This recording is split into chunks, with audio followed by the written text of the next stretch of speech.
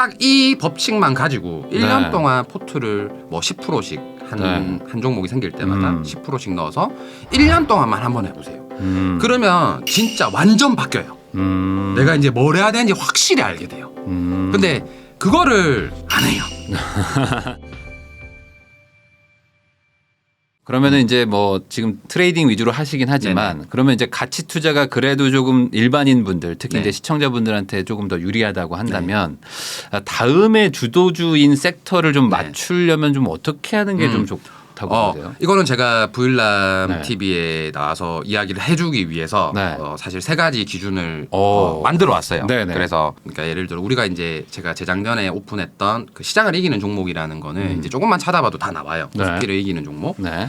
근데 여기서 많은 분들이 이제 헷갈려하는 게 뭐냐면 한 달 전에는 시장을 이겼는데 지금은 시장보다 지고 있는 것도 있고 한 달 전에 시장을 이겼고 지금도 이기는 종목도 있고 네. 막 그런 게 이제 되게 헷갈리실 거예요. 네. 그래서 제가 2년 전에 공개했던 이유는 여러분들이 이거를 계속 공부했으면 지금 이 답 정도는 찾았을 건데 네. 여기서는 바로 공개를 하자면 네. 첫 번째는 3개월 안에 이 수치를 정확하게 정해 드렸어요. 네. 그러면 이제 공부를 할 수 있겠죠. 3개월 안에 처음으로 코스피 시장을 이기는 종목.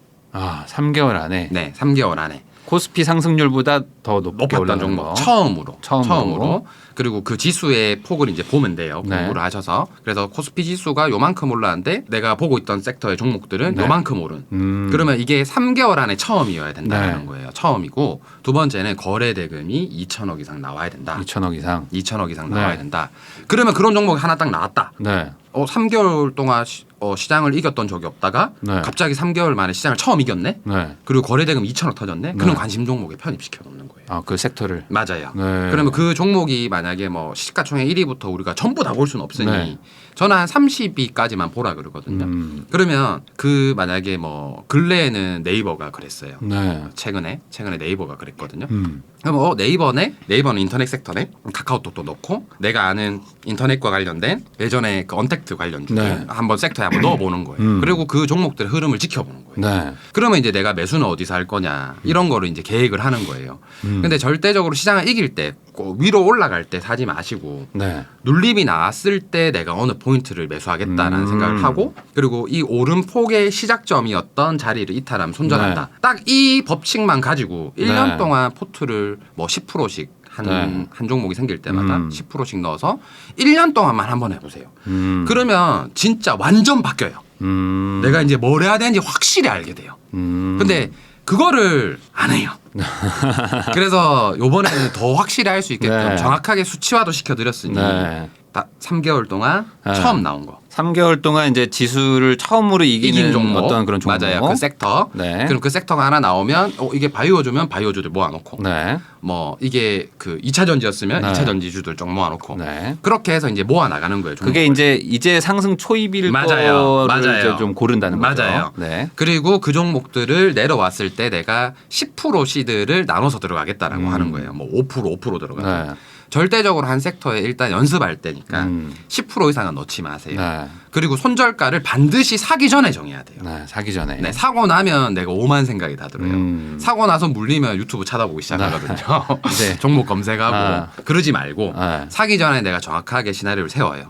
그러면서 이제 반등이 나오면 내가 언제 팔 건지에 대한 네. 고민도 하고. 네. 자, 그렇게 이제 찾는데 3개월 안에 거래 대금은 2천억. 2천억. 네, 2천억. 그리고 양봉이 터져야 되겠죠. 빨간 색깔 봉이 터져야 됩니다. 그래서 그런 종목들만 섹터를 1년 동안만 모아놓고 네. 그 흐름을 3개월 동안 어떻게 흘러가는지만 지켜보세요. 네. 그러면은 주식시장이 생각보다 어렵지 않구나라는 걸 스스로 느낄 수 있게 돼요. 그러니까 이거를 해보고 3개월만이라도 네. 1년이 아니래도 3개월만이라도 뭐 100만 원 가지고만 해보고 나서 그 다음에 질문이 나와야 돼요. 네. 그래서 지금 예를 들어서 이런 거예요. 지금 뭐 덧셈 뺄셈도 못하는 네. 사람들한테 루트도 알려주고 네. 해봐야 아무 의미 없잖아요. 그렇죠. 맞잖아요. 네. 그러니까 덧셈 뺄셈의 기본이에요. 이게 아. 시장을 이기는 종목. 그래서 그거를 충분히 다 연습을 하시고 네. 그리고 나서는 그거 3개월 딱 하면 이제 본인이 뭘 해야 될지 스스로 알 수 있어요. 그래서 그런 것들을 좀 보셨으면 좋겠다라는 생각을 좀 이걸 이제 부동산으로 얘기하면은 뭐 부동산 공부 어떻게 해야 돼요? 그러면은 뭐 기본적으로 뭐 책도 보고 막 네. 하지만 현장 가가지고 뭐 한번 좀 보고 오라고 맞아요. 하거든요. 임장. 그러면 임장 갔다 오라고 하면은 안 가는 사람이 거의 대부분. 맞아요. 한 95%는 안 맞아요. 가요. 안 맞아요. 가고 누가 갔다 온 거를 좀 듣기를 맞아요, 잘하고 맞아요. 단톡방에 들어가서 그냥 뭐 이렇게 정보만, 주워 듣기만 네, 바라고 맞아요. 뭐 블로그 검색하고 다들 이렇게 맞아요. 어떻게든 손으로만 하려고 맞아요. 하는 분들이 많거든요. 그러니까 그런 분들은 실제로 또 그 부동산을 못 사요. 못 사죠. 그래놓고 왜 후회하죠 이제 나중에. 그러니까 이게 사실 공부라는 것도 이제 단계가 있는데 이제 이게 아주 기본 단계라는 거죠. 맞아요. 그런데 이것도 안 하는 사람이 너무 많다. 맞아요. 그러고 이제 무조건 종목만 알려달라고 하니까. 맞아요. 이 방법은 사실 어려운 방법은 절대 아니거든요. 일주일에 한 번만 차트 보시면 돼요. 한두 시간만. 네. 그래서 그렇게 해서 공부를 한 달, 두 달, 세 달만 이어나가면 네. 주식시장이 완전 다르게 보인다라고 저는 확신합니다. 네. 그러면 또 이제 그런 투자도 있지만 네. 또 반대로 이제 뭐 초장기 투자, 네. 뭐 장기 투자라고 해서 이제 꾸준히 뭐 종목들을 이제 사 모아 나가는 것도 있잖아요. 네네, 뭐 이렇게 맞아요. 조금 뭐 내려가더라도 이제 꾸준히 이제 사면서 장기적으로 이 회사의 비전을 믿고 사는 뭐 네. 그런 투자도 있는데 네. 그런 종목들, 그런 주식들은 어떤 특징이 좀 있습니까? 뭐 예를 들어 뭐 애플 뭐 이런 것들을 계속 뭐 사 모았으면 엄청난 또 맞아요. 부자가 됐을 텐데 맞아요. 그런 어떤 한 종목 뭐 몇 종목에 확신을 갖고 살 수 있는 특징이 있는 회사들은 어떤 게 있죠? 한 종목, 두 종목 사실 이거는 제가 답변을 하기 조금 어려운 아, 거예요. 그래요? 제가 경험해 보지 못해가지고 저는 그렇게 해서 망했는 투자하기 그래요? 때문에 아까 말씀드렸던 것처럼 네. 중공업 관련주들 네. 현대중공업을 그렇게 4년을 사모았다가 네. 망했는 케이스고 미국 주식은 좀 그런 거 좀 할 수 있지 않을까요? 아닐까요? 뭐 그 이야기를 했었죠. 그 테슬라와 관련된 이야기에 대한 이슈들이 좀 많았잖아요. 네. 테슬라에 대해서 아주 확신 가지고 있는 분들 많았잖아요. 너무 지금도 많고 네. 그죠. 그래서 저는 거기에 대한 확신을 가지는 거는 나쁘다라고는 생각을 안 해요. 네. 근데 확신을 가지시는 분들도 전 재산을 다 넣진 않았을 거예요. 그래서 그렇죠. 그 어떤 여러분들이 보는 계좌도 네. 결국 그 사람이 전 재산은 아니다라는 거예요. 그거는 아셨으면 좋겠어요. 그래서 내가 어떤 섹터를 하나 두 개를 물고 그거를 사모아 나가겠다라고 마음을 먹으면 반대로 최악이 왔을 때는 어떻게 할 건지에 대한 마음도 미리 먹으시라는 거예요. 저처럼 폭락하고 나서 두려움에 팔게 된단 말이에요. 네. 그래서 패닉셀을 할 수 있는 투자자인지 아닌지 네. 스스로가 확신을 하려면 당연히 공부가 수반이 돼야 되는 그렇죠. 거니 그렇게 하셨으면 좋겠다는 생각이 좀 들어요. 만약에 하게 된다면. 네. 그러니까 이 부분에 대해서는 이제 성공하신 경험이 없다. 네, 맞아요. 없어요. 네, 저는 없는 거 아니, 있다 없는 그러면. 거 말할 수 없으니까. 네, 맞아요. 근데 없는 뭐 거 이제 말할 수 없어서. 개인적으로는 이제 이런 투자에 대한 로망이 다들 있으신 것 같긴 해요. 맞아요. 뭔가 딱 좋은 종목 한두 개를 네. 잘 분석해서 그냥 믿고 딱 거기에 모든 재산을 넣으면 네, 맞아요. 편하잖아요. 맞아요. 편하고 네. 그리고 이제 결과도 좋고 하면 네. 제일 좋잖아요. 네, 마음 맞아요. 편하게. 근데 그런 분들은 늘 시장에 있었어요. 근데 늘 그게 시장에- 내가 되지 못하는 건가요? 그렇죠. 그리고 근데 그분들 중에서도 북까지 갔던 분들은 없다라는 별로 거예요. 없다. 저는 눈으로 본 적은 없어요. 계좌를. 그리고 그런 종목들이라고 이게 부침이 없는 것도 아니잖아요. 맞아요. 맞아요. 흐름이 있고 단지 이제 삼성전자는 사실 네. 우리나라 지수랑 마찬가지인 주식이기 때문에 네. 삼성전자 정도는 뭐 꾸준히 사모아도 저희 사촌 동생도 저 위에서 네. 물려가지고 뭐 구만전자에서 뭐 구조 기다리고 있는 분들 있잖아요. 맞아요. 그래 어떻게 해야 돼? 그러면 네. 뭐 월급 탈 때마다 사모아라. 음. 딴 거 없다. 네. 근데 10년을 사모아도 은행 이자보다 높을 거다. 뭐 그렇게 사모으면 된다. 네. 근데 그런 마음으로 살 수 있는 거 우리나라에 삼성전자밖에 없는 것 같아요. 네. 사실.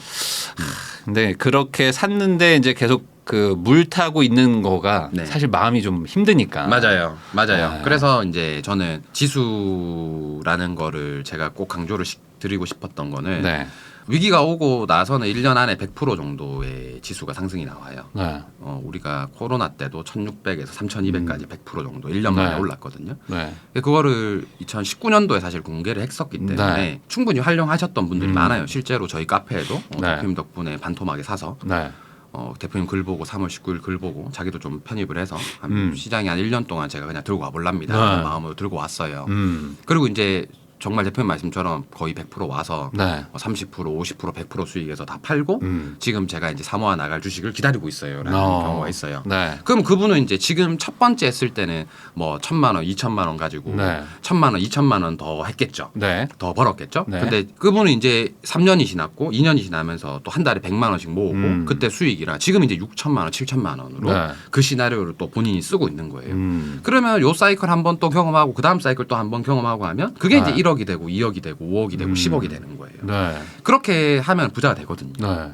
그래서 그렇게 좀 생각을 하고 투자를 했으면 좋겠다라는 생각이 좀 들어요. 아, 그러면 그 말은 이 항상 시장에 이렇게 참여하고 있어야 되는 게 아니 맞아요. 맞아요. 맞아요. 이게 어떤 그 참여하고 있어야 되는 타이밍과 좀 나가 있어야 되는 타이밍이 있는 거예요. 네, 이런 건 있죠. 그러니까 참여를 하지 말라는 게 아니라 네. 내 포트에서 현금 비중을 들고 있어라는 거죠. 아, 그러니까 내가 잘 아는 데서는 100% 포지션까지 들어가더라도 네. 내가 이제 어느 정도 먹고 나왔다라고 하면 팔고 있어라는 거예요. 지금 그래서 제가 아는 대부분의 사람들은 네. 제 첫 번째 책을 보고 네. 지수를 공부했던 분들은 한 20-30% 정도만 포트를 운영하고 있고 나머지는 그냥 다 현금 들고 있어요. 현금 들고. 네, 그럼 언제 또 1,600이 올 수도 있고 아니면 네. 2,000이 무너지면 또 또 잠깐의 포트를 더 추가했다가 네. 또 2,250 오면 또 포트를 좀 줄여 나가고 이런 식으로 이제 비중 조절을 해 나가는 거죠. 그래서 대부분 큰 그 자산을 굴리는 개인 투자자분들이나 네. 아니면 100억 다 이상 굴리는 네. 가치 투자로만 네. 자산을 굴리시는 분들도 그렇게 포트를 조정해 나가세요. 음. 그래서 시장에서 늘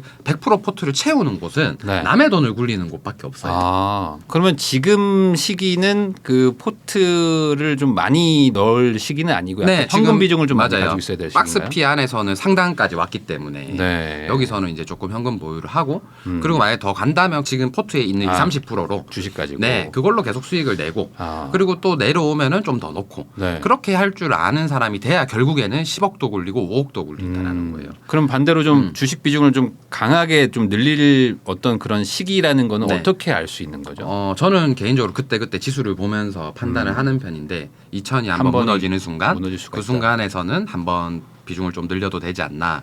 그리고 1,700대가 한번 무너질 때도 네. 한 번 정도는 비중을 늘리도 되지 않겠나. 그리고 2,000이 무너지고 나서 우리가 한 2,600, 2,700까지 회복을 못하면 네. 그때는 진짜 위기가 네. 2-3달 안에 와 있을 수도 있어요.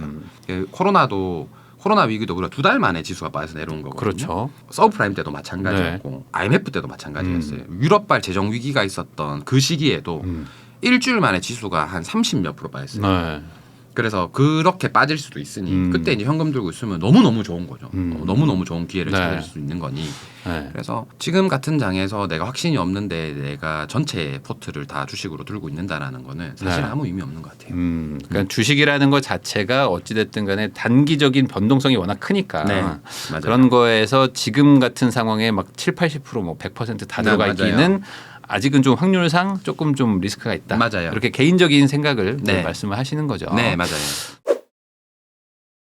네, 그러면 이제 그런 어떤 흐름이나 이런 얘기를 좀 해봤는데 네. 반대로 이제 보통 이제 투자하시는 분들이 이제 두 종류이신 것 같아요. 네. 이제 잘 모를 때 네. 무조건 삼성전자. 그렇지. 아니면 그다음에 소위 말하는 이제 개 잡주 이렇게 사시는 분들 있잖아요.